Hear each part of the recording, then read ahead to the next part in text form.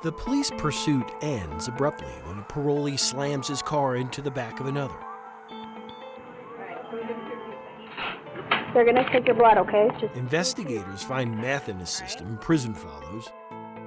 6 years later, For the Colorado State Board of Parole, Ricky Lee Roybal Smith tells the parole board I'm not built for prison. he's changed. I'm never coming back to prison, and there's no way that I'll ever do anything to jeopardize my freedom again. Less than a year later, and once again on parole, he threatens a family with a knife inside this Walmart.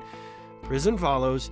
2 years later, And I'm speaking with Ricky Roybal Smith. Roybal Smith tells the parole board Because, like I said, I'm done. he's changed. This is different. It's definitely different this time. It is a story Roybal Smith has told the Colorado Parole Board 5 times in 15 years. He's changed, he's different, and yet it appears to be nothing more than a story.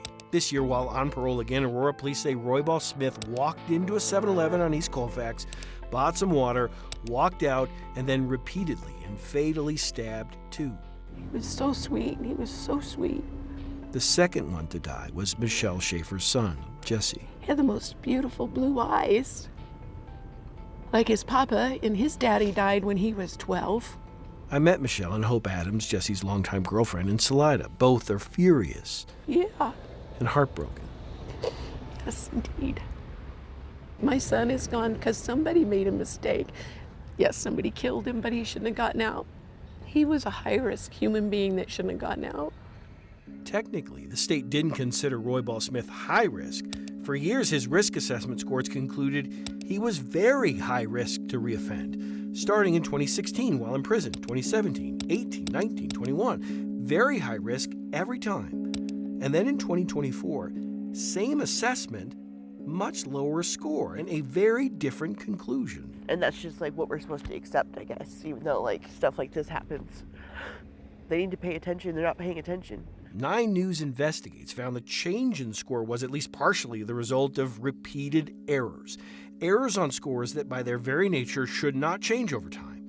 For example, question 2.1, ever suspended or expelled from school? 2017, yes, 1 point. 2024, no, 0 points.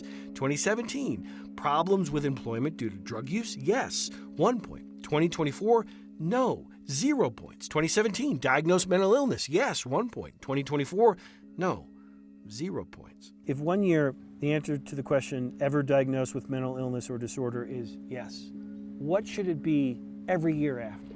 Yes, yes, yes, yes, and yes. It is this incorrect score, at least 7 points too low, the Colorado Parole Board relied upon when it once again decided to release Roybal Smith to parole last year. All right.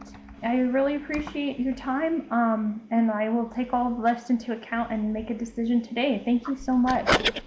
Thank you for your time as well. At the very least, our analysis shows Roybal Smith should have been considered high risk to reoffend, a designation that would have subjected him to, among other things, 12 face-to-face meetings a year with his parole officer instead of 4, as well as more drug tests. Records reviewed by 9 News Investigate showed no drug screens, no face-to-face with his parole officer for at least 2 months before the murder of Jesse Schaefer, a man struggling with his own issues, all while living on Aurora's streets. I sent him $30, and he never got it. He never received it. I told him I loved him and that I was here for him. Their loss is one of many we've identified, instigated by someone on parole with an incorrect risk assessment score, dozens of errors on dozens of cases, each with similar outcomes. Why? Why? Can we ask why? Can we start to investigate? Can we fix this system? Chris Vanderveen, 9 News. Of the dozens of parolee assessment scores Chris and his team have now looked at, more than a half contain noticeable errors. The Department of Corrections continues to deny our request for an on-camera interview, but a spokesperson tells us the state is expanding its audits of the scores to try and get a better idea how big this problem might be.